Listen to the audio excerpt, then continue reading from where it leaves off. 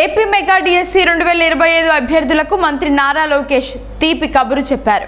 DSC recruitment నిబంధనలతో అభ్యర్థులు ఇబ్బంది పడుతూ ఉండటంతో సడలింపులు ప్రకటించారు. దరఖాస్తుతో పాటు సర్టిఫికెట్లు అప్లోడ్ చేయాలనే నిబంధనలు సడలించారు. డిగ్రీ, పీజీ మార్కుల నిబంధనల్ని కూడా సవరించారు. ఏపీ మెగా డిఎస్సి అభ్యర్థులకు రాష్ట్ర ప్రభుత్వం తీపి కబురు చెప్పింది. ఇటీవల విడుదలైన డిఎస్సి నోటిఫికేషన్ లో విధించిన పలు నిబంధనలతో అభ్యర్థులు ఇబ్బందులు పడుతూ ఉండటంతో వాటిని సవరిస్తున్నట్టు నారా లోకేష్ ఎక్స్ లో ప్రకటించారు. డిఎస్సి ఆశావాహులకు మంత్రి నారా లోకేష్ తీపి కబురు చెప్పారు.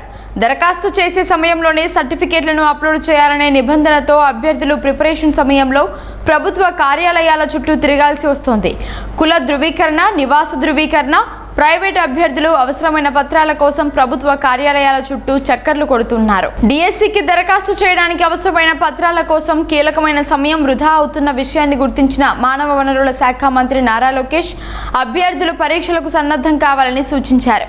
దరఖాస్తు చేసే సమయంలో సర్టిఫికేట్లను అప్లోడ్ చేయడం ఆప్షనల్ మాత్రమేనని, సర్టిఫికేట్ వెరిఫికేషన్ సమయంలో ఒరిజినల్ పత్రాలను సమర్పించాలని ఆదేశించారు. గ్రాడ్యుయేషన్, పోస్ట్ గ్రాడ్యుయేషన్ మార్కుల నిబంధనల్లో కూడా సడలింపునిస్తూ ప్రభుత్వం ఉత్తర్వులు జారీ చేసింది. ఎస్సీ, ఎస్టీ, బీసీ, వికలాంగ అభ్యర్థులకు గ్రాడ్యుయేషన్, పోస్ట్ గ్రాడ్యుయేషన్లలో కనీస విద్యార్హత 40% నిర్ణయించినట్లు ప్రకటించారు. కనీసం 45 నుంచి 50% మార్కులు ఉండాలని తొలుత నోటిఫికేషన్లో పేర్కొన్నారు.